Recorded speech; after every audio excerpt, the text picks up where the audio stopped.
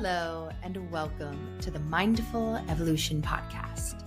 I'm Leah Drew, your host and mind-body healing guide. This podcast is for the awareness seeker ready to go deeper, create change, and feel more empowered over their physical, mental, and emotional well-being. My intention is to be a catalyst for you as we explore topics surrounding holistic health, mindset optimization, trauma healing, emotional intelligence, and much more. I'm so grateful to have you here and to support you as we evolve in mind, body, and spirit. Let's breathe in and out. Now, let's dive in.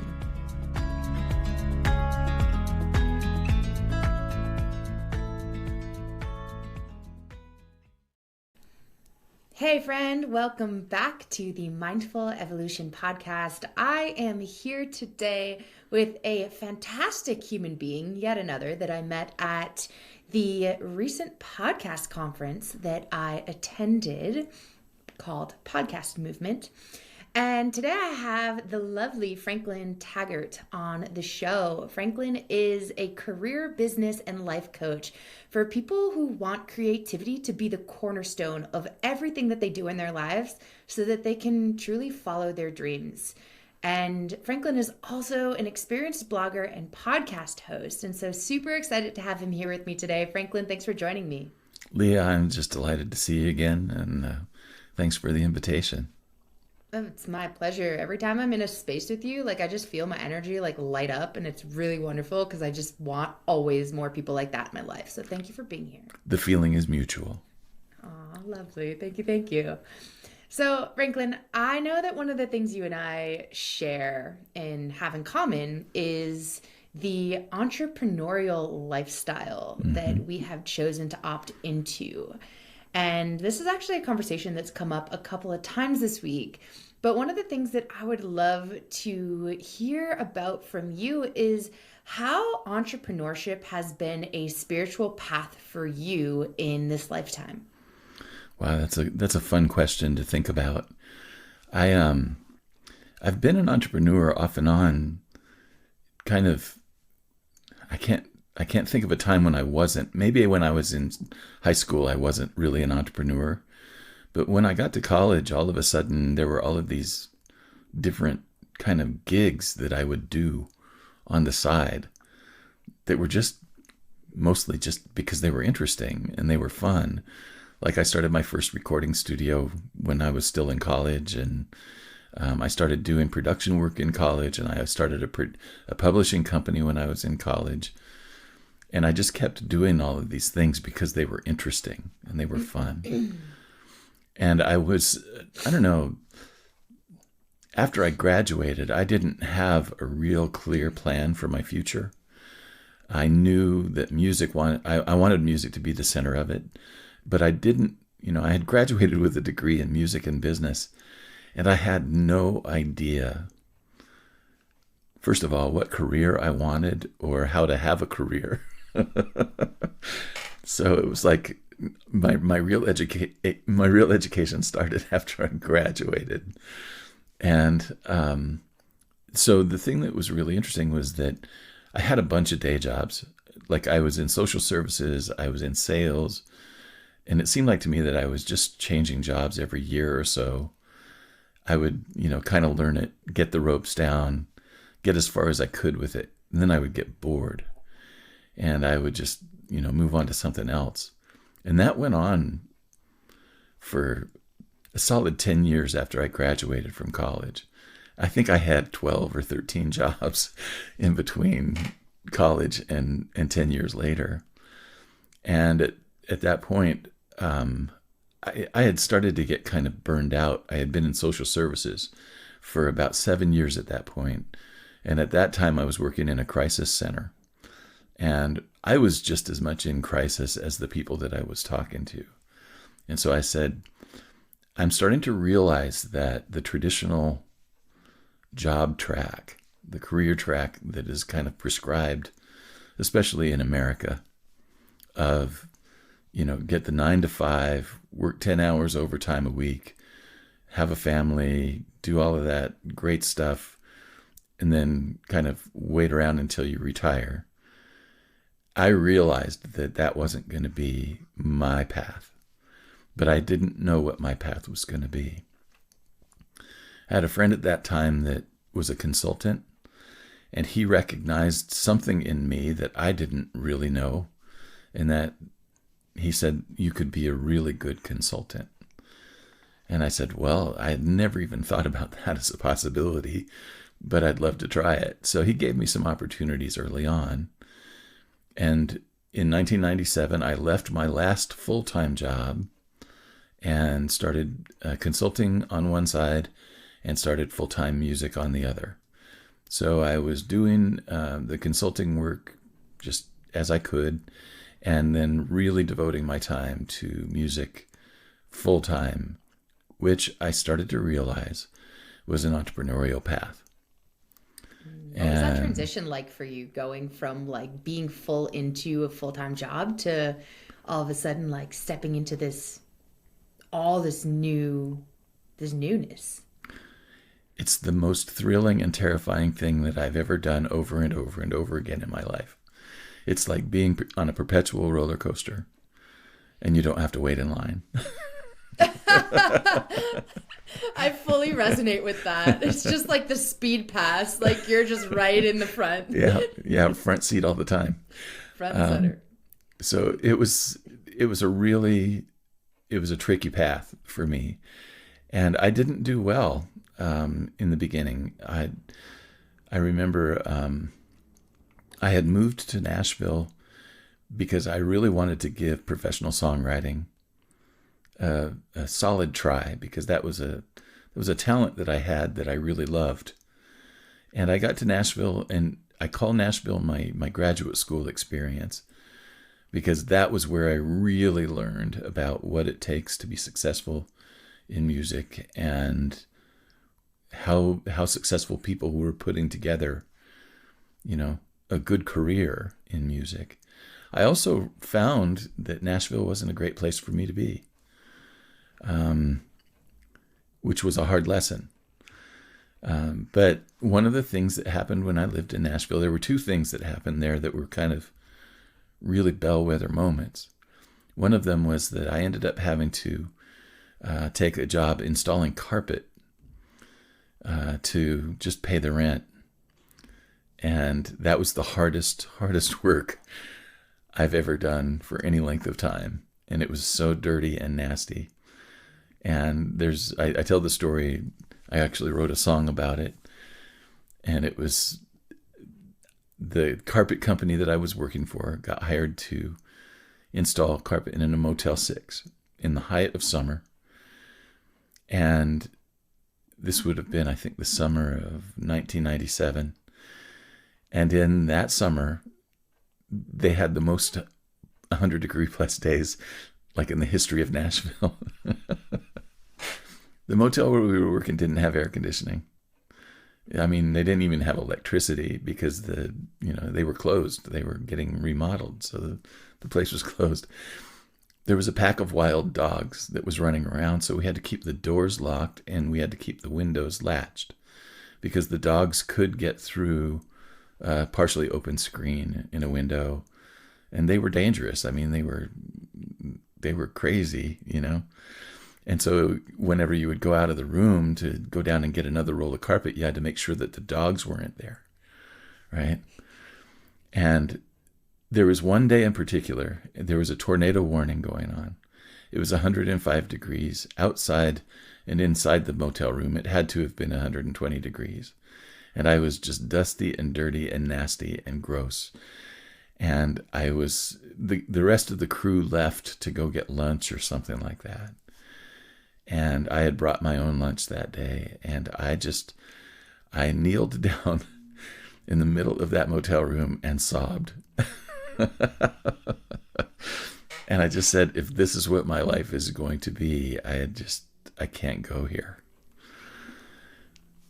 I think there's a point where you have to reach a bottom before you're willing to entertain possibilities that you wouldn't have otherwise considered.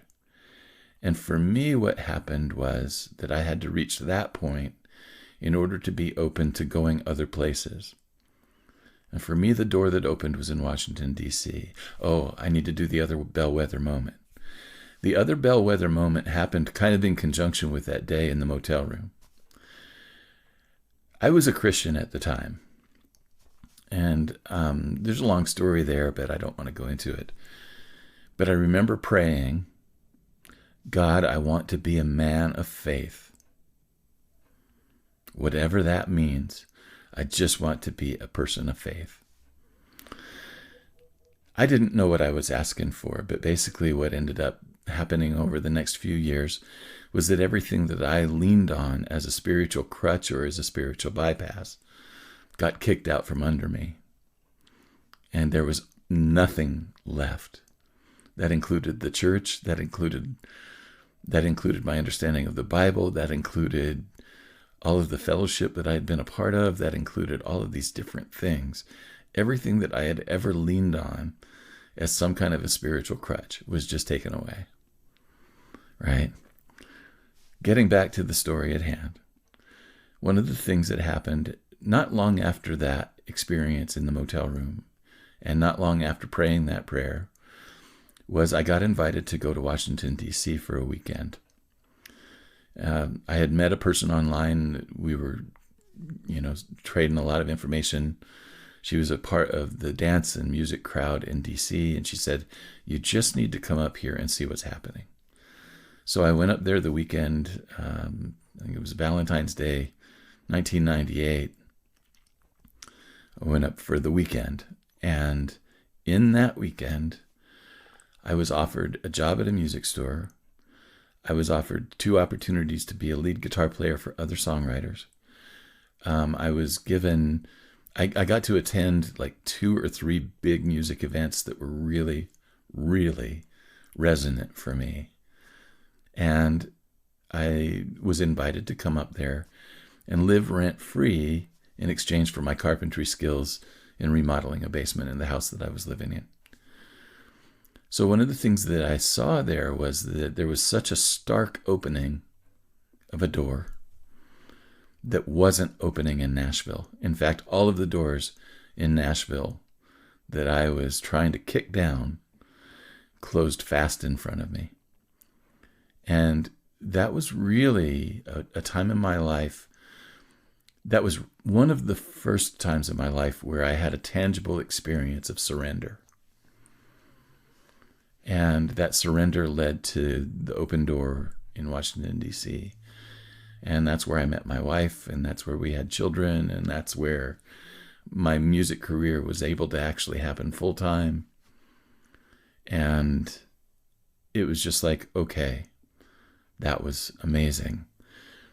But the thing that I've come to see is that my journey in entrepreneurship has been my spiritual path. That has been the place where my lessons have been learned, and that has been the place where the person that I thought I was has been the most deconstructed and reconstructed. And all of those things are a part of that process. So that's the long story. Thank you for sharing that. Yeah. Yeah, one of the things that I'm hearing is this this constant transformation. You brought up the roller coaster earlier, right? This up and down. And at the very beginning you talked about how these things that you thought you wanted to do really didn't end up being what you actually wanted to do, and what actually was resonant for you.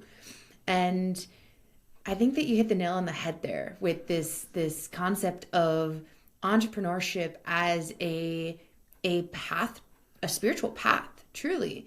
Because I think a lot of people get into this world of entrepreneurism and they're like, oh, I think I want to do this. And then in actuality, the thing that they're actually ending up doing that they're like, oh, this feels really good, is really usually nothing that they think it's going to look like going into it. Yeah. And that's part of the path of spirituality, is recognizing what it means to fully surrender all of your expectations and step into messy action, trying something, trying that hat on, seeing how it feels, seeing how it resonates. Is it in alignment? And then also, like you're saying, is it bringing you an abundance of experiences that feel good? Because you went to Nashville thinking that it was what was going to feel good for you, and that's where you were going to have all the opportunity come to you. And in reality, it wasn't until you opened that door into DC that you were like, oh, wow, actually, that is not it. Yeah. Yeah, but you couldn't have told me that even 2 days before I went to DC. You couldn't have told me that, and I wouldn't have believed you. I wouldn't have believed anyone telling me that there was somewhere else that I was supposed to be. Yeah, you have to experience it, right? And just like you were talking about earlier, sometimes you got to hit that ground zero before you actually realize what it feels like to be on the other side of it. I thought I just had to pay my dues and everything would be fine. That wasn't the case. You put out that prayer, though. Yeah, doggone it. Yeah, you put that Take that intention one right back out into the world. So I hear that throughout your journey, you have listened. You have stepped into these things that you thought might be the way to feel them out and to try that experience on and notice how it feels and how it influences your life. And again, I think this is a really important aspect of being an entrepreneur, is being willing to step outside the comfort zone, step outside the box, and step into maybe the things that feel really challenging for you. And, from my own experience as an entrepreneur, I have found that this journey has been one of the greatest mirrors for me to really look at myself and, in a big part, see a lot of my shadows. Mm-hmm. And that also has supported me, as you're saying, along this spiritual path. But I'm curious, what exactly does this? What exactly does it mean to have this mirror, to look through the entrepreneurial lens, to look at your shadows? And what does that do for us? Well, there's a lot of complexity to that question. Mm-hmm. And yet the answer is probably pretty simple. I think that entrepreneurship is an opportunity for self-inquiry on a level that other things don't offer, other tracks don't offer. The only other place that I've found the same level of self-inquiry, other than through spiritual practice, has been in creating art.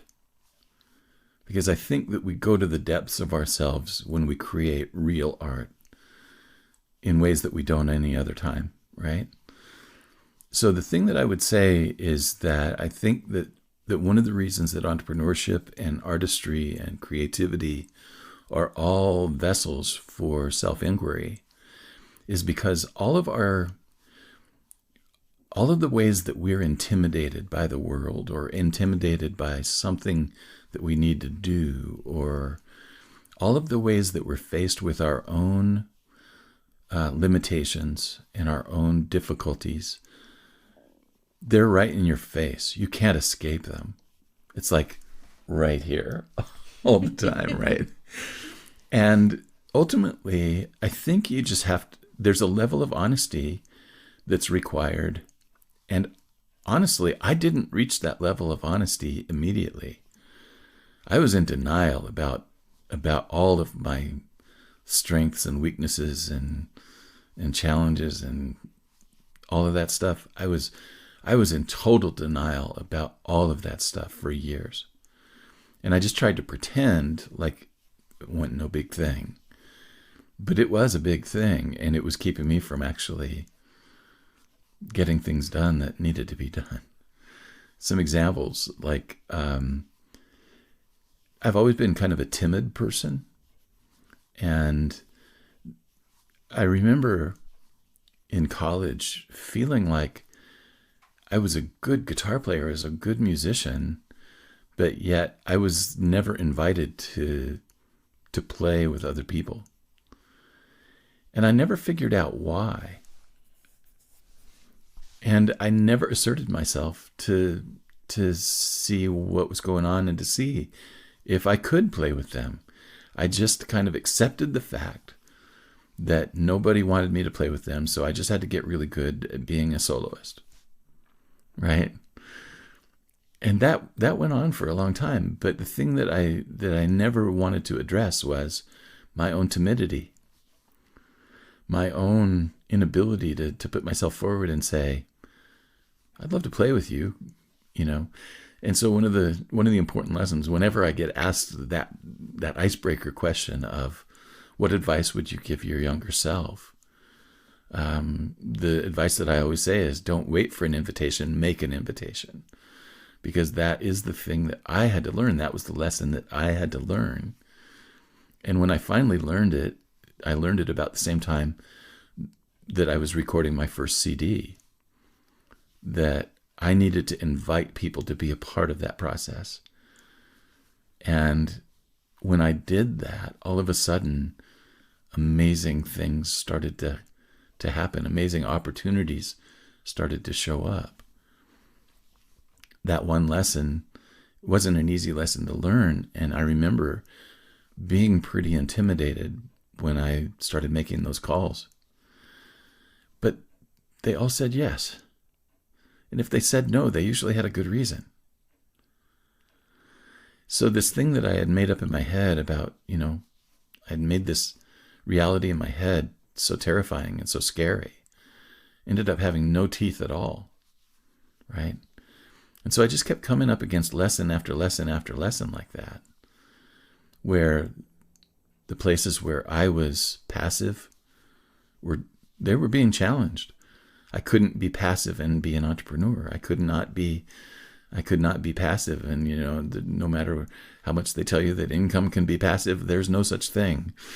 There's a level of activity to generating revenue that requires you to get off the sofa and do something,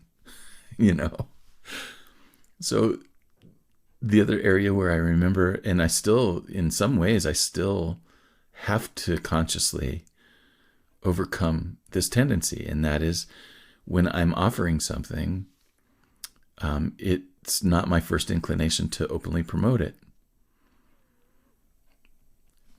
And I don't have a reason for that, but it's been a pattern for as long as I've been trying to promote things that, I forgot. I've got a gig tonight and I haven't promoted it at all. Nobody's going to show up, and nobody did show up. So it's like, as a musician, that's the death of a career if people don't show up and people don't.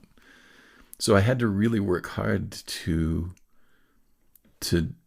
develop a tendency of promoting the gigs that I was playing.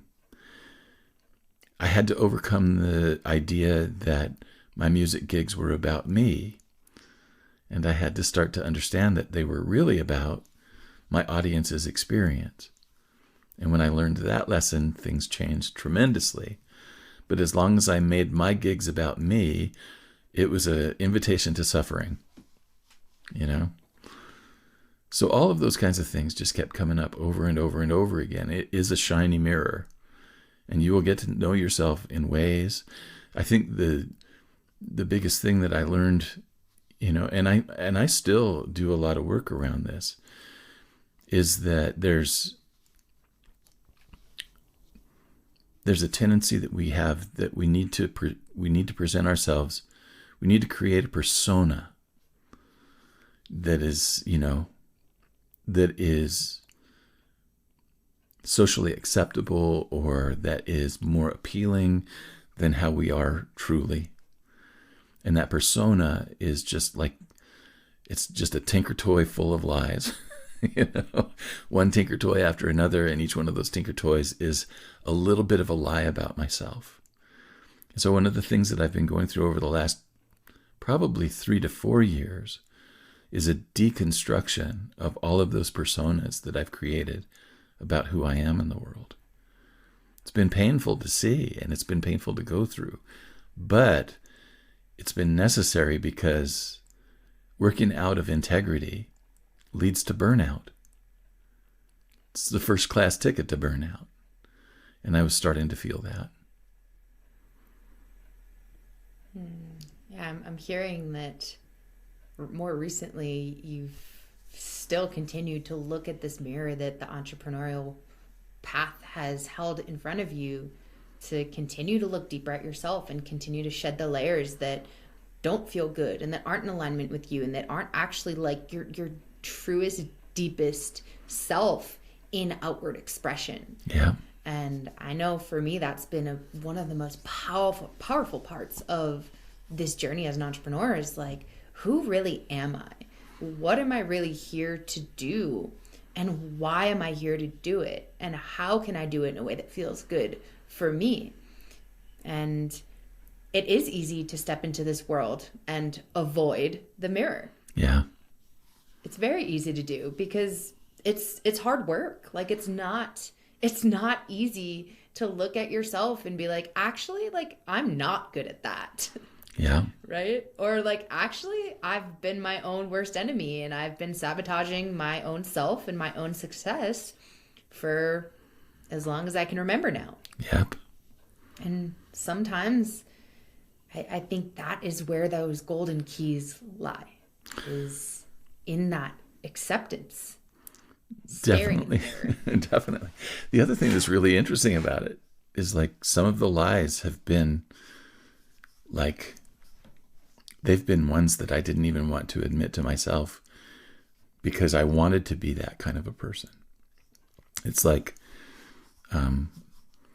I've wanted to show up as an unconditionally loving being in the world, but I'm not. And I had to have that mirrored to me repeatedly before I started to get, through my own thickness around it and really allow the truth to be that, you know what? I'm just as capable of hate as anyone. And there are things in people that I actually do feel a tremendous amount of nastiness toward. And I need to actually look at that nastiness and I need to go there, not even to understand it, but just to be honest with myself that it's there and it has to be dealt with. Again, self-inquiry. Here we are. What is this and who is this for? Absolutely. So it's like, and the wonderful thing about that is that there's been a great deal of liberation on my part that has happened, where I feel more free to feel what I feel and to not hide it, and to find appropriate ways to share it and reveal it.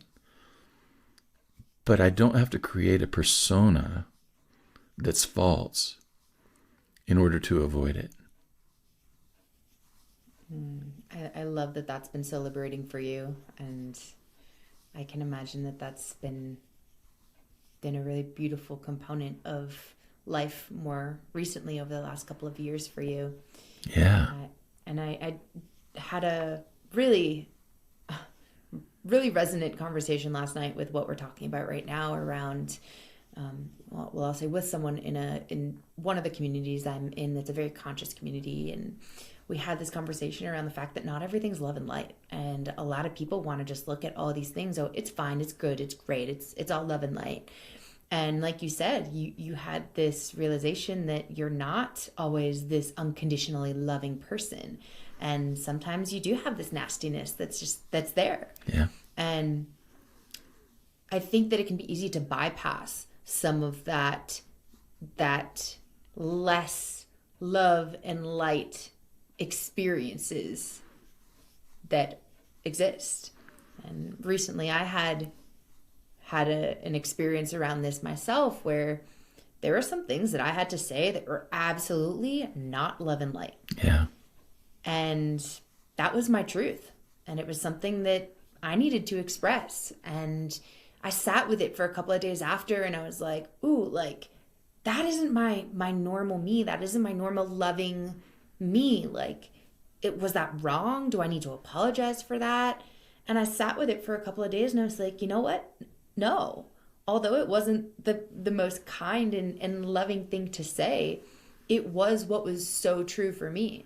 And I am not here to be sorry about the things that are true for me. Yeah. And just kind of coming back to this aspect of the divine mirror in entrepreneurship, you know, sometimes, like you said, you want things that really aren't it, that aren't actually the way to step forwards. And that's hard.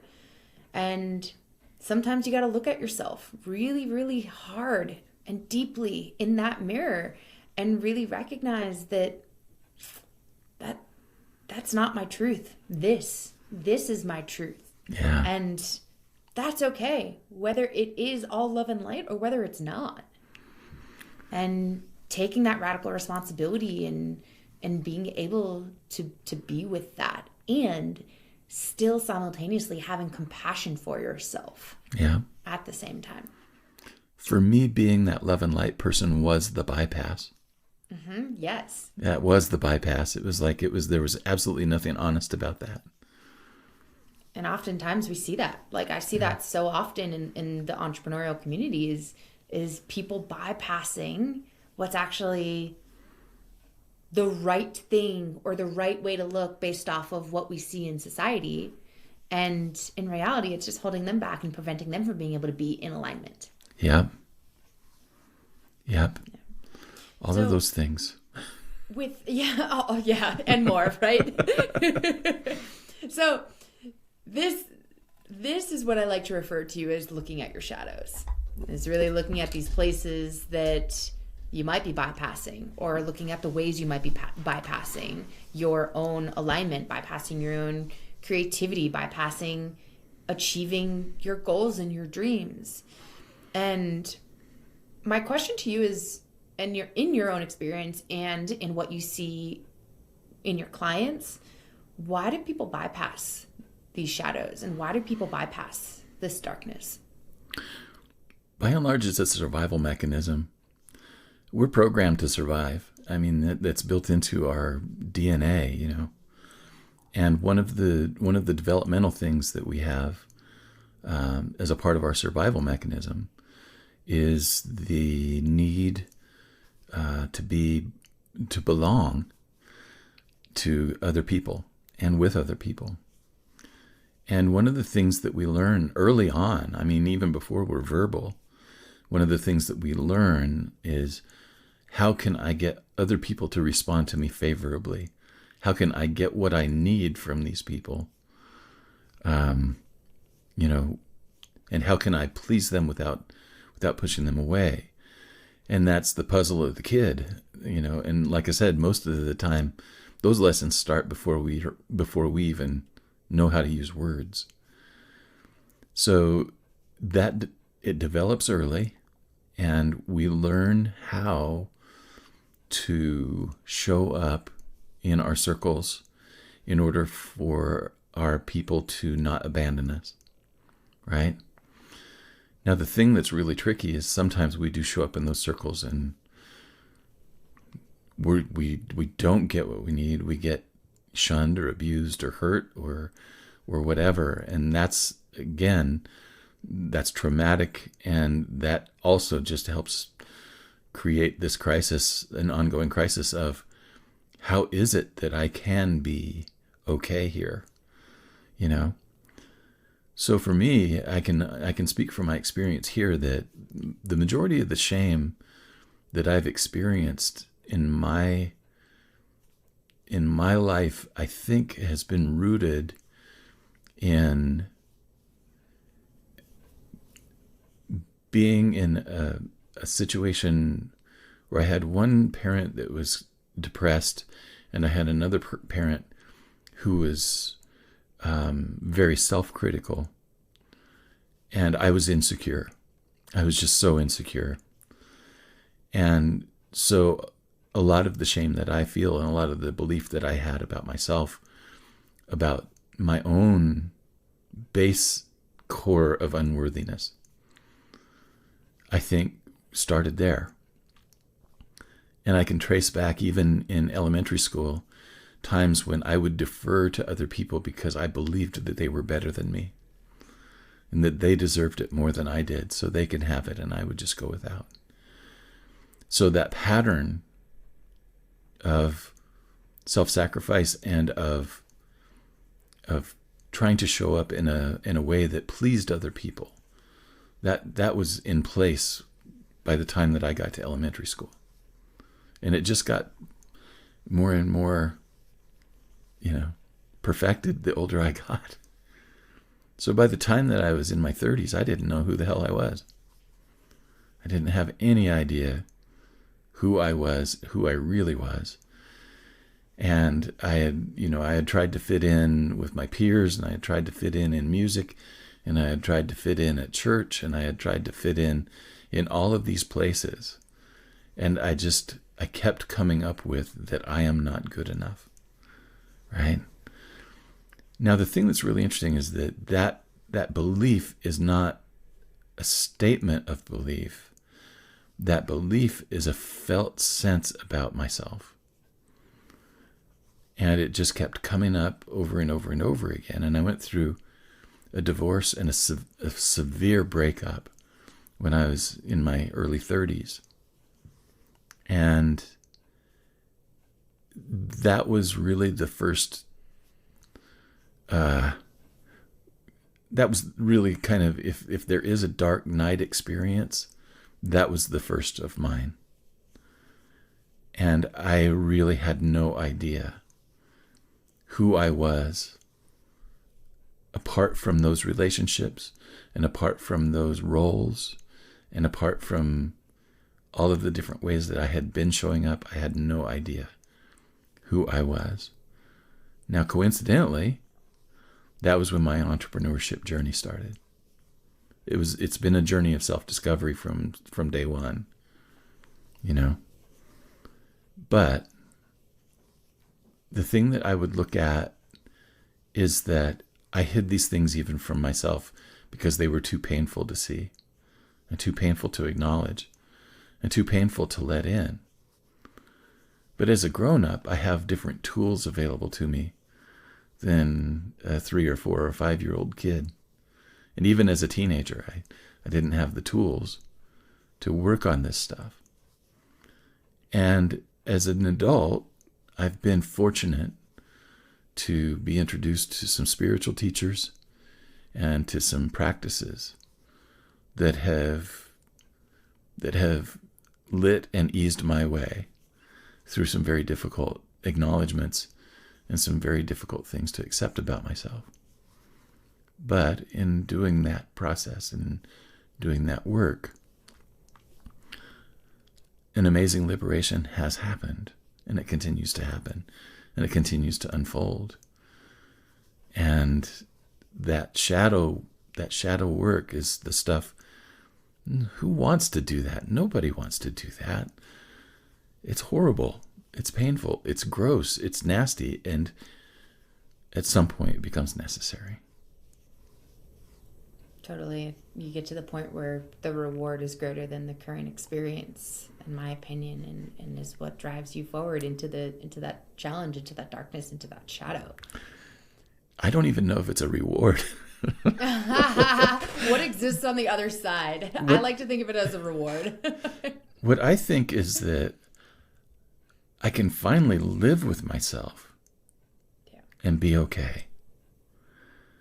And that's really, really, really amazing.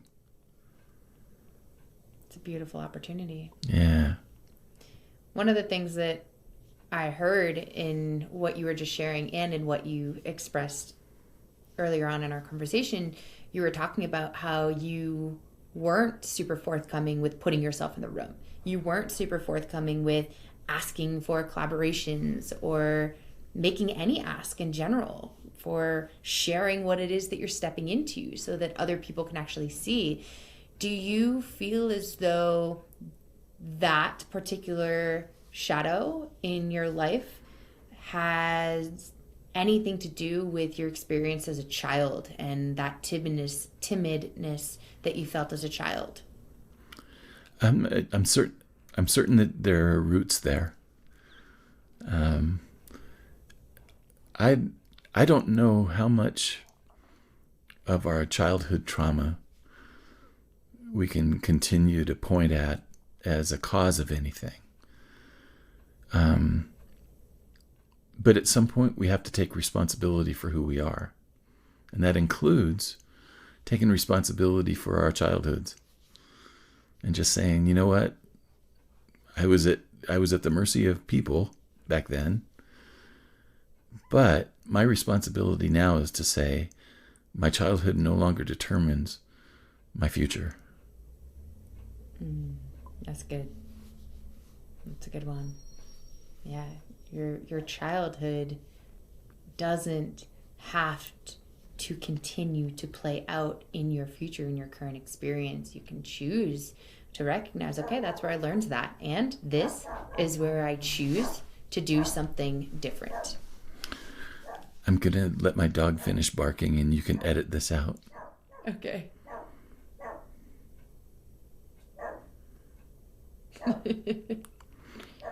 It must be a delivery person. And just in case that there will be a doorbell ring, I'm going to let it. I think we're safe now. Okay, cool.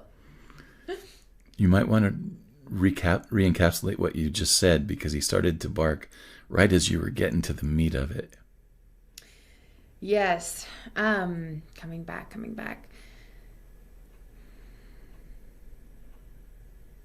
It's gone. That's okay. I think you can still salvage some of what was there. Yeah. Just talking about the concept of your childhood doesn't have to determine your present actions and your current choices. And one of the things I always go back to in working with myself and in working with my clients is reminding me and them, you always have a choice. Your childhood does not need to have power over your current experience. You can choose to take your power back, recognize, hey, that's where I learned this thing. That is where I started this particular pattern. And I can at any point in my journey choose to change that pattern, choose to change the direction in which I'm stepping, choose to change the path that I'm walking on. Yeah. And that is, in my opinion, where you really start to integrate that shadow, is choosing something different based off of the past and recognition of what you've learned as you step into a different choice. Yeah. You have a much more big view of things. And as you were speaking, one of the things that came to my mind was it was a lot easier to forgive my parents after I became a parent. Because it's like all of a sudden you realize just how ill-prepared anybody is going to be for that role. And that my parents were 23 and 24 years old when I was born. And I look at that and I go, when I was 23 and 24 years old, I don't know what I would have done in that place, in that role. I say that all the time. I'm 30 years old and I'm sitting here and I'm like, Mom, how the hell did you do that? Like, isn't that right? Oh my God. And I have so much honor for the people in my world that are currently parents. Yeah. Because, you know, I feel like your 20s are this time where you're still learning who the heck you are in this world, what you like, how you want to show up. Yeah. And to simultaneously bring another life into that experience and take on that responsibility and that role of supporting them in their needs when you're still not even totally sure of yours. Yeah. It's like, wow, I bow to you. You're so impressive. So if you're a parent and you're listening to this, like, I honor you. That's the thing. It's like life has a way of bringing those things around in a circular way. And if we're in any kind of level of awareness where we can see them, there's a grand opportunity there. I think for a lot of folks, they may not be conscious enough the first, second, third time that comes around to do anything with it. And I remember ultimately being able to go back to different times of my life when I felt bad about things that had happened, and to take a bigger perspective and look at really all of the things that were going on. Like that person who was abusive to me in 7th grade and pushed my head into the lockers, and that I got kicked out of school for beating up because he pushed my head into the locker. He was a bully, but his dad was a bigger bully. And his dad was scary, man. His dad was like this unpredictable, angry, raging alcoholic man who could not allow anything that his kid did to be good enough. So being able to look at that as an adult gives me a whole different experience of that time. And I believe that our experiences that we can cultivate in our imagination are just as powerful as the experiences that we can cultivate here in the room. And all of those different things, all of those different places where I felt less than, or vulnerable, or hurt, or abused, or bullied, I could go back and have a bigger perspective of, and work through and I could find healing around those things, rather than carrying them around as a continued source of pain and trauma, and a continued source of, reasons to not fully take responsibility for my life and live.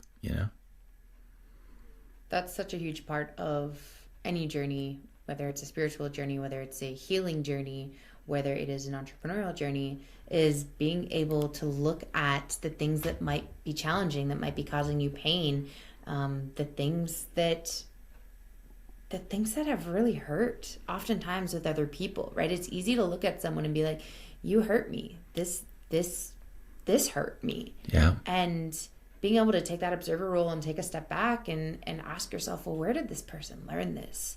And there's some pretty likely chances that if they're causing you pain, there's someone or something that caused them pain. And that's where they learned that. And being able to recognize that it's not a you thing, right? Not all the time. No. And not all the way, not 100% ever. We're in a fishbowl here with a whole bunch of other people, and everybody's got their own stuff that they bring. I've got mine, and I've certainly, I am not an innocent here. I've dealt out my own pain in my own ways to people. And I think a big part of the inquiry that I'm doing around that is taking responsibility for that stuff too. We all have our own big backpack full of bricks that we collect over the years. Isn't that right? It's a great metaphor. Yeah, and you get to remember that everybody else has that too. Yeah. A lot of what I'm hearing here is how your shadows have prevented you and ultimately sabotaged you from being able to be in alignment with your ability to get into a room, to speak your truth, to make connections. And I'm also hearing what happens when you're able to integrate this shadow, and when you're able to really look at it and welcome it and accept it and work with it, how you can then become the observer and step into a different choice that allows you to be in a more aligned space, that brings you more abundance, that brings you more love, that brings you more success, that brings you more joy and happiness in life. Yeah. And I'm curious how integrating this shadow and diving into this shadow work over the years has allowed you to step into more creativity. That's a great question and great direction to go. What's really funny is that I actually feel less creative than I felt before. Because I feel like that my creativity before, you remember those crutches that I was telling you about? Mm-hmm. My creativity was one of them. And what's really funny is like a lot of times when I was in the most pain, those were the times when I was the most creative. Right? It was just some way of working through whatever was coming up. It was a way of externalizing something that was going on the inside. So I'm sure that that could have been a pretty important part of my healing journey, but it was unconscious. But it was always the easy way out. It was also a way of not actually doing the serious work. It was a way of just kind of coping in the moment. So what's really funny is that my creative output during the times that I was actually more in those places of pain and shame and hurt and difficulty, the creativity flowed really easily at those times. And what's really funny now is like the creativity that I experience now is different. And it's coming from a place of responding rather than reacting. And it's more, how do I even talk about this? I think the biggest lesson that I've learned in entrepreneurship is that there's a gift coming through. And that gift actually isn't mine to give, but I'm a conduit for it. And it's not something that I can control, and it's not something that I can deny, but it's in response to the people that I interact with. And that's one of the things that I think is really a paradox about the whole thing, is that we keep hearing that we need to find out what our gifts are and go out and share them. Well, I was really putting a lot of effort into that for a very, very long time, and finding that it was not very fruitful, because what I thought my gifts were and what my gifts ended up being was kind of two different things. So the way that I am approaching creativity now is my motto in life is to show up, pay attention, and participate. And my creativity shows up in that, in a way that is responsive to the needs of the people who are there. And what I tell people is that your gift, you don't need to worry about, you don't need to worry about sharing your gift, because your gift is going to be invoked if you are available, if you are, if you are in a place of clarity and availability. You don't need to worry about your gift. It will come through. It will be invoked by the situation in the room, right? So all you really have to do is show up and pay attention, deep attention to those around you, and then respond as you're led to respond. And that's all. And that's what creativity looks like now. So if I'm writing a song, we're having another visit.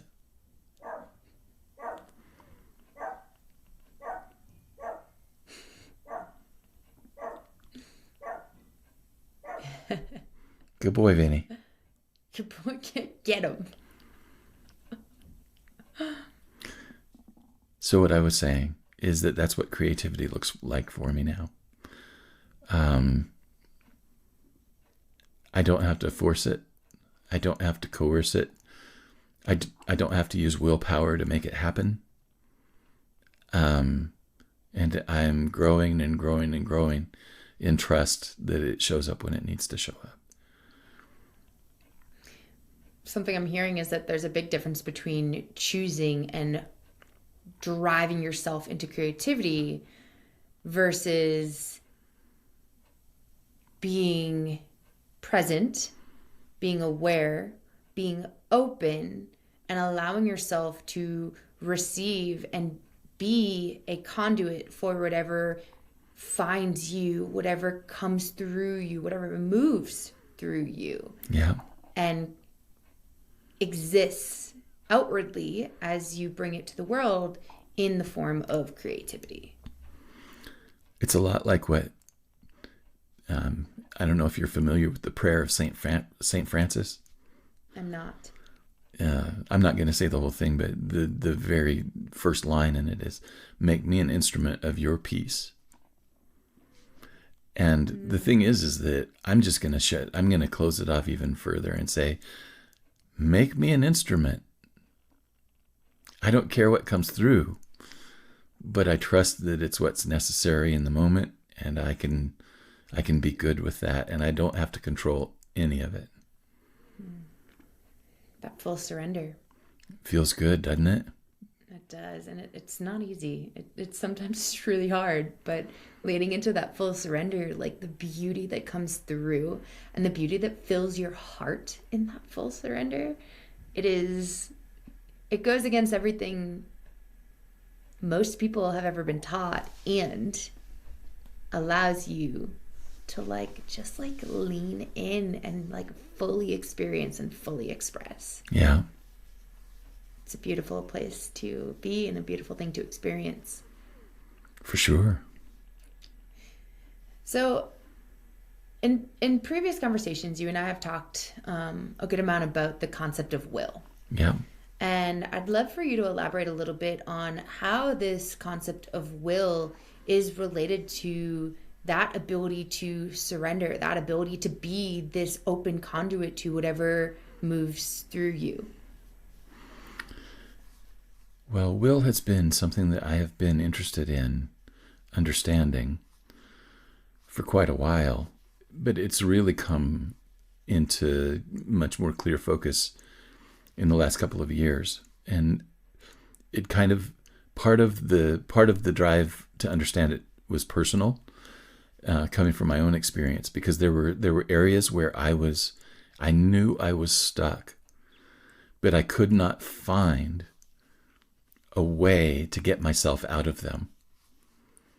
And it's like everybody that I would talk to about it would just say, "Oh, you just got to push through it," or "You just got to do this and that and the other thing." And I would do this, that, and the other thing, and I would still be just absolutely stuck. And then there were certain patterns in my life that I was really frustrated with, because I knew that I needed to change them, but I didn't. All of the things that I tried seemed to be futile. And so I was wondering, what is going on with my will? Is there something wrong with my will that won't allow this to move, or that won't be effective in making the change that I want to make? And I had seen that come up in probably 3 clients of mine, where they had invested years of time and a lot of money into creating a business, only to reach a point where there was a non-negotiable thing that they would not do. And they put the whole thing aside and abandoned it. And I was just scratching my head, because that was something that they said that they wanted with all their heart. And they had demonstrated a pretty sustained commitment to the thing, until it got to that one Achilles heel that they could not get past.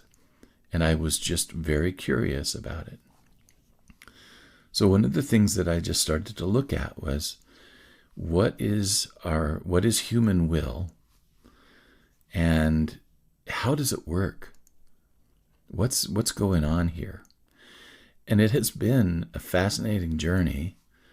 It's certainly not an argument about free will. That's a whole different animal. And that's all about theology and philosophy, and that's not what we're talking about here. But there's a universal quality that all humans have, and that is that we all have some agency when it comes to the decisions that are made and the way that we, move, and the things that we do and the places that we go. We seem to have the ability to make decisions in those areas. I wanted to understand that better.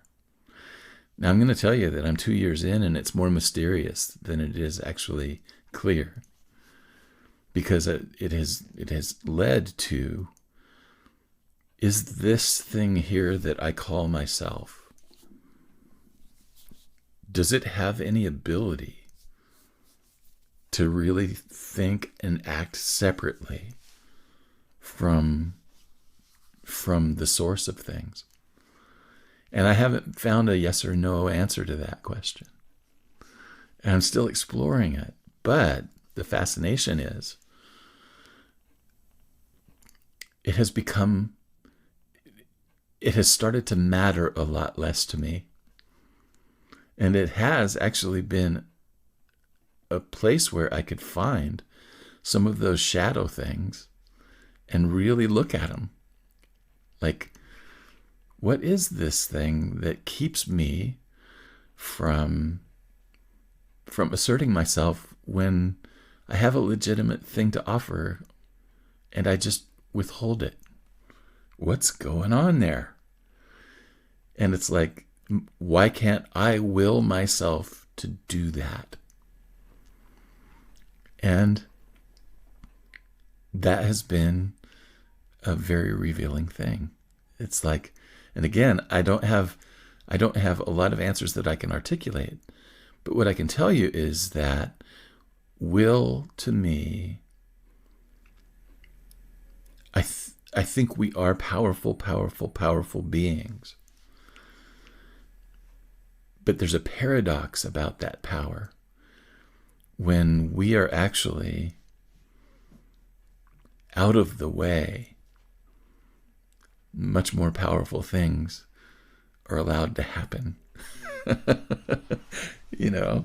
And so that has been the experience that I've been looking at and seeing and saying, okay, so willpower and effort, certainly there are times when willpower and effort, I'm going to encourage people to try them because they just might work.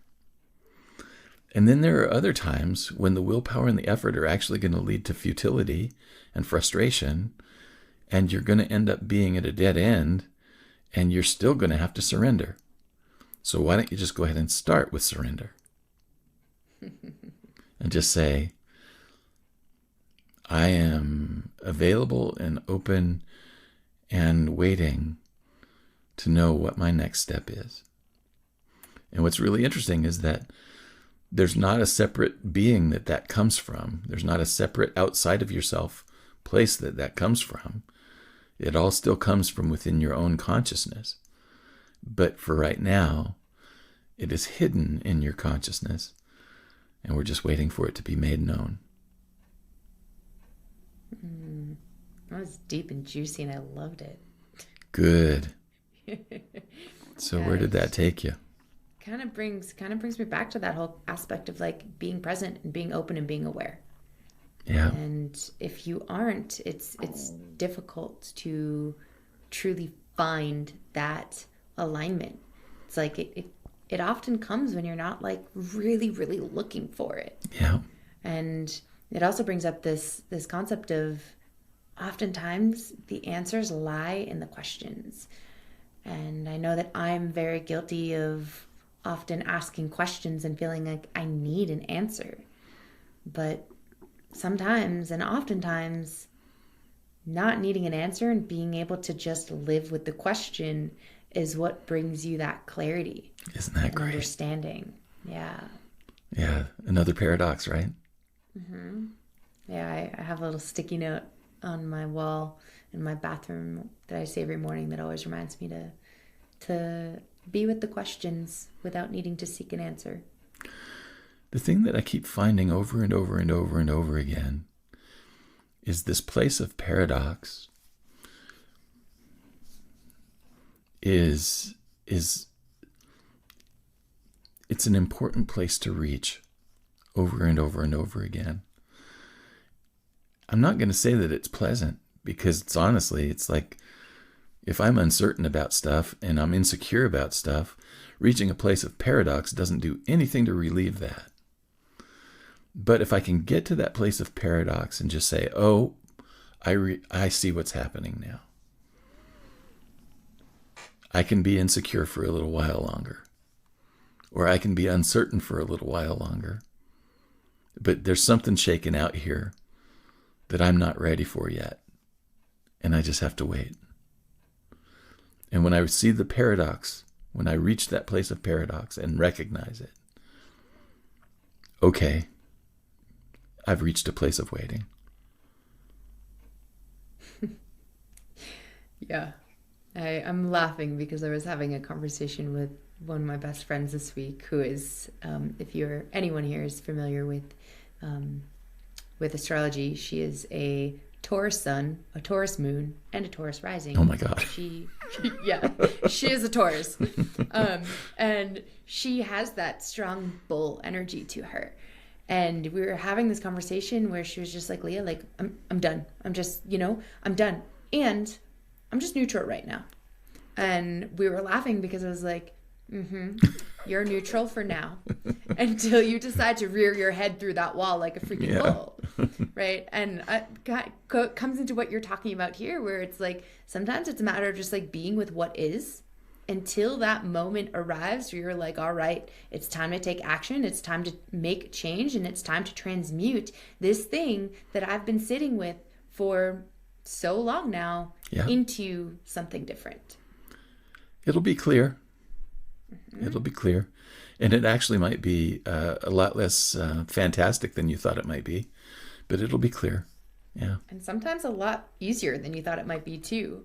Very often. And that kind of comes into that aspect of waiting and being until it moves through you. Yeah. Because oftentimes when you try to force yourself into it, you'll likely face resistance that might not be there if you actually waited until that moment where you feel the call and you're like, okay, it's time. Yeah. I don't know. Have you ever tried to untie a knot in a shoelace? Of course. If you strain to untie the knot, it usually makes the knot tighter. But one of the things that's really interesting is that if you just kind of hold the knot gently between your fingers and roll it around a little bit, it'll start to loosen.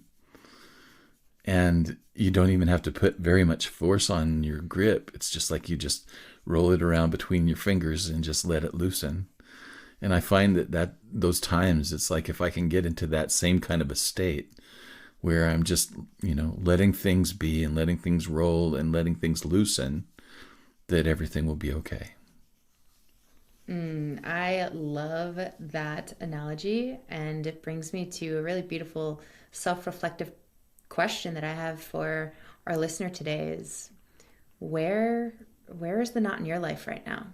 And how are you trying to untangle it? How are you trying to unravel it? Are you forcing it and pulling on it and picking at it? Or are you allowing it to roll around and using ease to create an open space, really? And where can you bring more ease into creating that open space? That's a great place to go. I like it. Yeah, totally.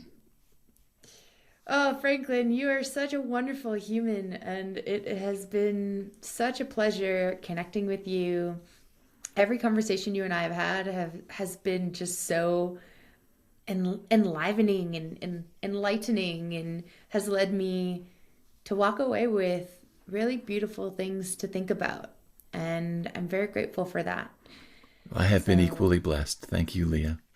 Yeah, thank you for being here with me today, Franklin, and for sharing some of your wisdom and experience, for sharing some of your life journey with us. And if anyone is interested in learning more about you or finding you, where can they do that? FranklinTaggart.com is my blog. the home of my podcast and my permanent address. So as long as I am alive, it will be the place where I can be found. I'm also on pretty much every social, active on only a couple of them, but I have a podcast called Franklin Taggart's Virtual Coffee Break and Unconventional Life School. You can find that on the blog as well. Amazing. And I will put all of that info in the show notes for you so that you can easily go and hang out with Franklin, because he's such an awesome dude. Franklin, I'm so grateful for you. Thank you so much. Much love. And same to you, Leah. Thank you. Bye, everyone. See you next time. Bye now. Thank you so much for tuning in with me today and for continuing to opt in to your inner work. If you found value in this conversation, please share it on social media or with someone you know that values both healing and growth. And I'd also like to invite you to join the Holistic Healing Tribe. This is my private community full of self-healers who are on a mission to optimize their physical, mental, and emotional well-being. Click the link in the show notes to join the tribe. And when you join, I'll send you my favorite things that have made the biggest impact on my health, my healing, and my growth. And finally, if you're anything like me and deeply care about seeing a more mindful approach to human evolution, please leave a review to help us reach more listeners and make a bigger impact on the world around you.